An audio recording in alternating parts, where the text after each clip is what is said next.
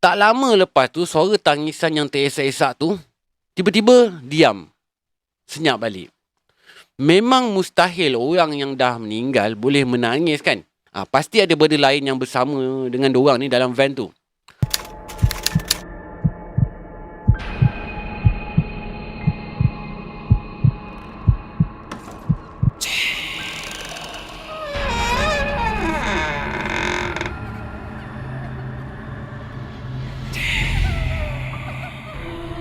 اللهم صل على سيدنا محمد وآله وصحبه وسلم. Bismillahirrahmanirrahim. Allahumma salli ala Sayyidina Muhammad. Assalamualaikum warahmatullahi wabarakatuh. Salam sejahtera dan salam satu Malaysia. Selamat kembali guys di Malam Mistik. Yang mana tak kenal aku, nama aku Anas Rahmat, storyteller korang. Apa khabar korang semua? Macam mana puasa hari ni guys? Okey tak? Ada tak yang sahur lepas zuhur tadi? Ada ke? Aku gurau je. Okey, aku yakin sebenarnya korang ni semua ni memang tak tinggal puasa. Melainkan yang sakit uzur tu lah. Mana-mana yang tak sihat tu, aku doakan korang cepat-cepat sembuh insyaAllah. Malam ni aku nak cerita beberapa kisah daripada pemandu van jenazah yang berkongsi pengalaman diorang ni masa memandu van jenazah ataupun masa jadi co-pilot driver van jenazah. Cerita kali ni aku petik daripada sebuah blog dan satu cerita ni aku tak ingat aku baca kat mana, tapi aku just nak ceritakan balik kat korang je. Yang daripada blog tu nanti aku letakkan link ceritanya ni kat bawah ni supaya korang yang minat membaca tu boleh teruskan membaca. Kalau cara lebih mudahnya korang dengar je cerita aku ni sampai habis. Yang ni paling mudah, paling senang dan simple je guys. Sebelum aku nak start cerita malam ni, seperti biasa guys, yang mana belum subscribe channel aku tu, bantulah aku tekan button subscribe tu. Tekan sekali butang loceng kalau korang nak menerima notifikasi cerita aku ni. Sebab kebelakangan ni aku tahu 70% yang datang tengok channel aku, cerita aku ni bukanlah datangnya daripada subscriber aku. So guys, aku minta tolong korang, bantu aku, tolong subscribe channel aku ni. So, aku tak nak sembang panjang-panjang, tunggu apa lagi, jom kita terus layan cerita ni guys. Let's go.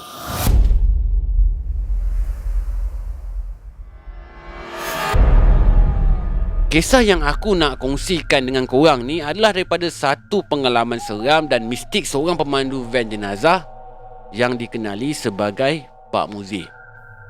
Pak Muzi ni dah lama jadi driver van jenazah, daripada muda sampai ketua. Tapi sekarang ni dia dah pun bersara. Pak Muzi ni cerita pengalaman seram yang pernah berlaku kat dia sepanjang dia bertugas sebagai pemandu van jenazah. Ada satu hari tu berlakunya kematian. Jadi dia ni ditugaskan untuk bawa jenazah ni daripada hospital ke kampung si mati ni. Segala urusan mandi dan kafan jenazah semuanya pihak hospital dah uruskan. Hanya pengebumian jenazah je yang akan dilakukan dekat kampung si mati ni. Masa tu hari dah petang, dah nak masuk senja dah. Jadi masa dalam perjalanan waktu senja tu, dia dengan co-pilot dia ni, pembantu dia ni, tiba-tiba terdengar suara orang menangis dari arah belakang van. Member sebelah Pak Muzi ni pula waktu tu pertama kali ikut dia. Jadi secara tak langsung dia ni berasa pelik lah dengan dengar bunyi kat belakang van tu. Lepas tu dia pun pergilah tegur. Bunyi apa tu Terus cepat-cepat Pak Muzi ni pesan kat pembantu dia tu supaya jangan cakap apa-apa. Dia minta banyak-banyakkan istighfar je. Tak lama lepas tu, suara tangisan yang teresak-esak tu tiba-tiba diam. Senyap balik. Memang mustahil orang yang dah meninggal boleh menangis kan? Pasti ada benda lain yang bersama dengan diorang ni dalam van tu. Entah kenapa dengan tiba-tiba Pak Muzi ni boleh pula toleh ke belakang. Terus dia berpaling semula dengan laju. Dia toleh kat belakang kan? Dia toleh macam ni, lepas tu toleh balik ke depan. Dia toleh dengan laju. Dia pesan pada pembantu dia tu jangan tengok belakang. Bila dah pesan macam tu, pembantunya ni pun satu hal juga. Yelah, orang baru kan, lagi dipesan, lagi tu lah dia nak buat. Tetap jugalah si pembantu Pak Muzi ni nak tengok, nak pandang belakang. Walaupun Pak Muzi ni dah bagi tahu jangan pandang belakang. Bila dia dah tertengok, automatik guys jadi tergamam, auto seram. Terketar-ketar pembantu dia. Mulut ni terkunci terus, tak tahu nak cakap apa. Lepas tu pembantu dia ni pun nampak macam cemas sangat. Wajah dia tu, muka dia tu terus jadi pucat. Tapi nak tak nak, kena teruskan perjalanan tu juga. Terpaksalah dia menahan debaran tu hingga sampai ke kampung tempat yang diorang nak tuju tu. Setiba je kat kampung si mati tu, masa nak keluarkan jenazah daripada van ni, pembantu Pak Muzin ni, dia bimbang nak buka pintu belakang van tu. Perasaan takut dengan cemas tu masih ada lagi kat pembantu ni. Pak Muzin suruh dia buka je. Pak Muzin kata insyaAllah tak ada apa-apa. Bila pihak keluarga si mati dah turun nak datang sambut arwah jenazah tu, pembantunya pun bukalah pintu van. Sekali lagi guys, dia tergamam sebab ternampak kelibat serupa orang macam manusia, betul-betul duduk dekat sebelah keranda tu. Pada hakikatnya, masa dia bawa jenazah ni, tak ada orang lain pun kat belakang van tu. Entah kenapa pula tiba-tiba ada orang yang duduk sebelah keranda tu. Kata Pak Muzir, kelibat tu dia macam seorang perempuan, tapi rambut dia panjang menutupi wajah tu. Tapi kedudukannya macam terbongkok sikit, seperti wanita tua yang dah keuzuran dah tua. Tak lama kemudian kelibat tu pun hilang. Ahli keluarga si mati ni pula tak dapat pun tengok apa yang pembantu dan Pak Muzin ni nampak. Sebab perkara ni guys, berlaku pantas sangat. Dia berlaku macam sekelip mata je. Pak Muzin ni pun sebenarnya tak dapat nak meneka apa sebenarnya yang berlaku terhadap jenazah tersebut tu, dan apa yang telah dilakukan jenazah ni semasa hayat si mati ni. Selain daripada kejadian tu, ada lagi kejadian mistik lain yang pernah dialami oleh Pak Muzin ni. Kejadian yang kedua ni, masa tu Pak Muzin ni bawa jenazah yang mati akibat kemalangan jalan raya ke tanah perkuburan. Masa tu perkebumian dibuat selepas waktu isyak, kerana ahli keluarga si mati ni nak selesaikan urusan ni secepat mungkin. Peristiwa pelik ni terjadi bila Pak Muzin ni sampai ke tanah perkuburan. Buka-buka keranda tengok, jenazah dalam keranda tu tak ada guys, kosong. Semua orang yang ada kat tempat kejadian tu masa tu berasa macam hairan sangat. Sebab kenapa dengan tiba-tiba keranda ni berasa ringan sangat masa diorang angkat tu. Rupa-rupanya guys, mayat kat dalam keranda tu dah memang tak ada. Keranda tu kosong je. Diorang yang terlibat ni memang bersaksi tau guys. Memang nampak jenazah tu memang dah letak dalam keranda. Tak mungkin jenazah tu dengan tiba-tiba hilang je. Waktu tu orang yang ada kat tanah perkuburan tu pun jadi betul-betul pelik. Apatah lagi Pak Muzir, sebab dia sendiri yang periksa dan bawa jenazah tu daripada hospital ke tanah perkuburan. Dia pasti sangat, dia memang confirm memang jenazah tu dah memang dia bawa bersama dah, memang dah ada dalam keranda. Lagi pula kan, salah seorang ahli keluarga si mati ni pun ada dalam van tu, turut bersama-sama. Dia pun nampak jenazah tu dah dimasukkan dalam keranda. Tak lama lepas tu, dengan tiba-tiba pihak hospital call keluarga si mati ni. Pihak hospital bagi tahu jenazah masih ada lagi kat bilik mayat, masih tak dibawa keluar lagi, masih tak ada siapa pun yang ambil. Sudah. Lagi pelik diorang ni semua. Nak tak nak, kenalah juga si Pak Muzir ni pergi semula ke hospital tu, pergi ambil jenazah tu. Terus terlintas kat dalam kepala otak Pak Muzir ni, yang dia usung bawa masuk dalam keranda tu, lepas tu bawa masuk ke dalam van dia tu, masa mula-mula tu, yang masa dia dekat hospital tu, jenazah siapa pula yang tiba-tiba pula hilang gaib. Kenapa pula? Lepas tu hilang gaib entah ke mana. Yang tu lagi pelik guys, kata Pak Muzir. Pening betul kepala dia. Pak Muzir ni kata selepas tu diorang ni pun bawa lah semula jenazah yang sebenar tu, bawa ke tanah perkuburan dan selesaikannya. Alhamdulillah guys, semuanya dipermudahkan, tak ada kes lagi. Itu adalah dua pengalaman yang dilalui oleh Pak Muzir masa dia berkhidmat sebagai pemandu van jenazah. Cerita Pak Muzir ni guys mengingatkan aku satu kisah ni. Aku pernah terbaca lah kisah ni, tapi aku tak ingat kat mana aku baca. Aku just nak ceritakan balik je kat korang ni. Aku ceritakan ni pun berpandukan apa yang aku ingat je. Okay? So kalau ada yang kena-mengena dengan cerita ni, aku minta maaf, aku minta jasa baik. Tolong bagi tahu aku kalau mana silapnya. Aku cerita berdasarkan apa yang aku ingat. Okay? Let's jump to the story, guys.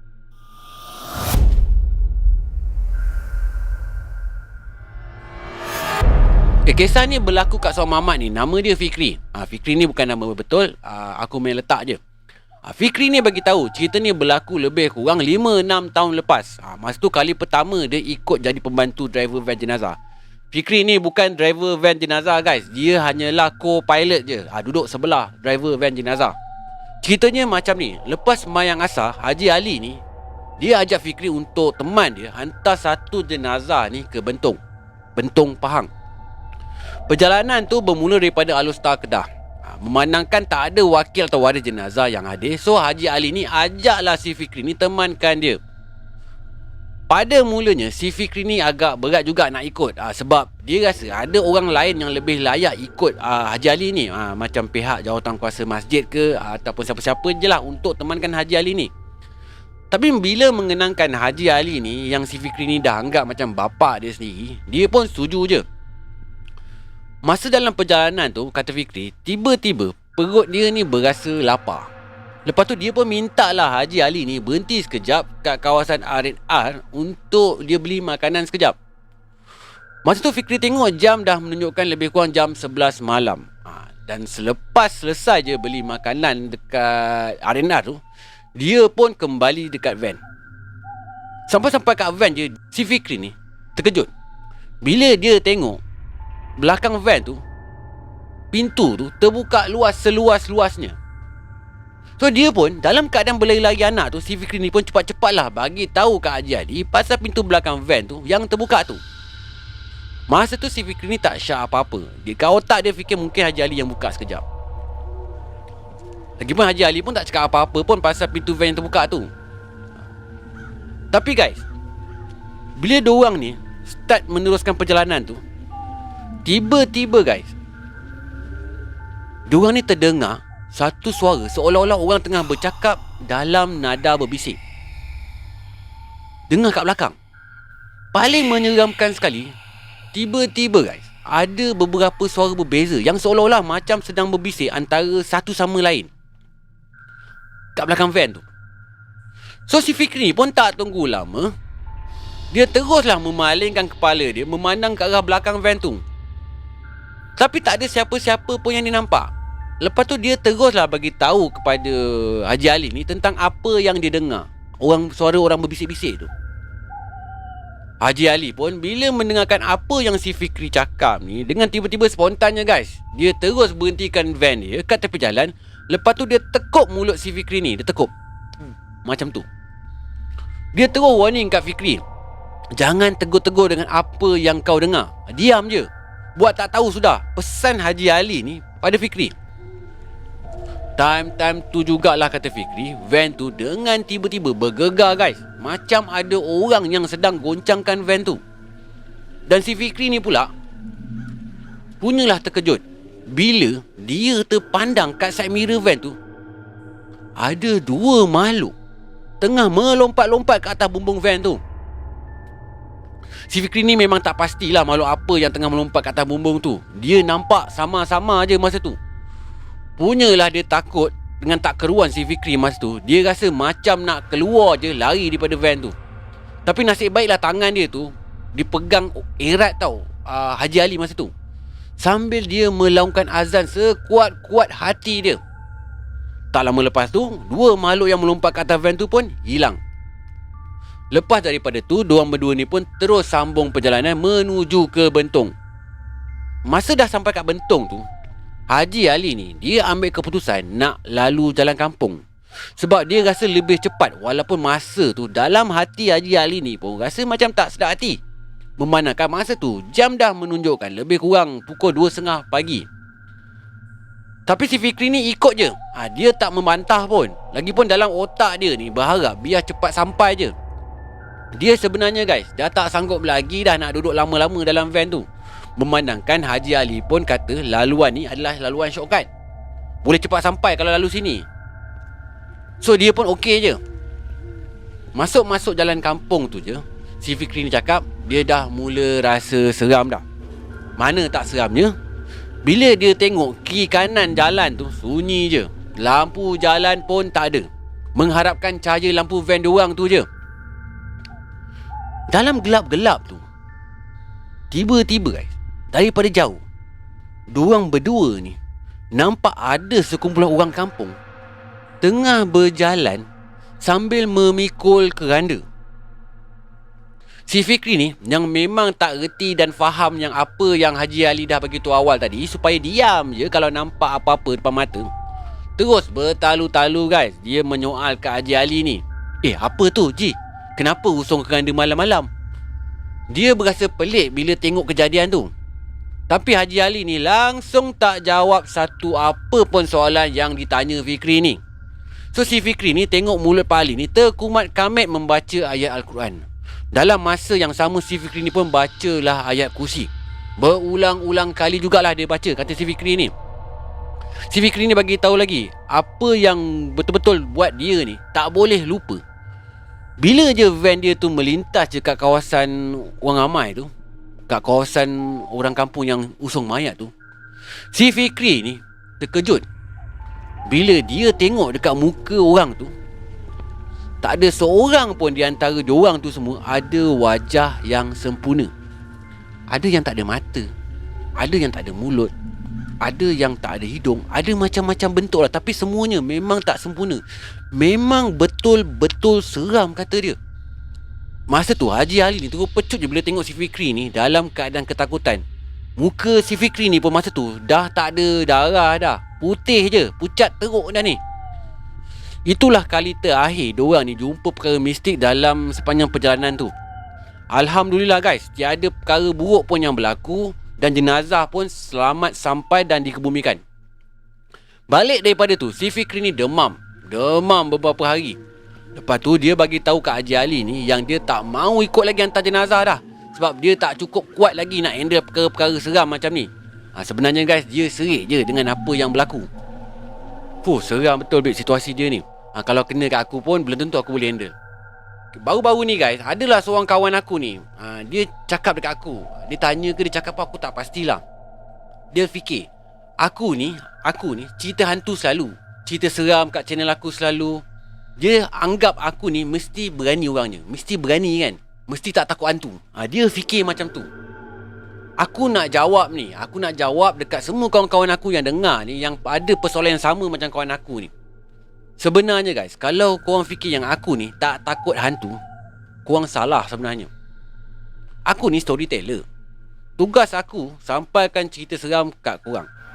Tak membawa maksud aku tak seram ataupun aku tak takut. Aku bukan ghost hunter ataupun paranormal guys. Kalau nampak hantu, of course lah aku takut juga. Kecut lah juga jantung aku ni. Cuma aku ni selalu je berdoa dekat Allah Subhanahu Wa Taala supaya jauhkanlah pertembungan aku dengan benda-benda macam ni. Tapi memang betul lah, kadang-kadang tak dapat juga aku nak elakkan daripada pertembungan ni. Dah tertulis kan macam tu, kita mampu buat apa je, betul tak? Kalau storyteller lain, yang tu aku tak pasti guys. Korang kena tanya dekat dorang ni semua, diorang takut hantu ke tak takut. Kalau kau tanya aku, itulah jawapannya. Aku ni bila dapat cerita daripada korang ataupun dapat story apa-apa pun, aku dah jadi satu tabiat. Memang perangai aku suka baca atau recording cerita aku ni malam-malam. Bukan sebab aku berani sangat, sebab itu je masa aku yang terluang. Siang aku kena pergi kerja. Lagipun malam-malam ni dia punya sunyi lain sikit, aman. Senang aku nak faham apa yang aku baca, supaya senang aku nak sampaikan balik kat korang. Kepala otak ni pun dah tua guys. Ada slow sikit kalau nak loading kadang-kadang tu. Okey lah guys, dah panjang sangat aku rasa aku membebel ni. Sampai sini je Malam Mistik kali ni. Jangan lupa bantu aku tekan button subscribe tu, yang mana belum subscribe aku lagi tu. Okey, like dan share sekali guys, jangan lupa. Banyak pahala korang dapat tu kalau bantu aku dalam bulan puasa ni. So, jangan segan-segan, tolong like, share dan subscribe channel aku ni guys. Okey? Yang paling penting sekali, jangan tak puasa. Okey, sehingga kita berjumpa lagi di Malam Mistik yang akan datang. Korang jaga diri korang baik-baik. Assalamualaikum warahmatullahi wabarakatuh. Salam sejahtera dan salam satu Malaysia. Goodbye. Malam Mistik.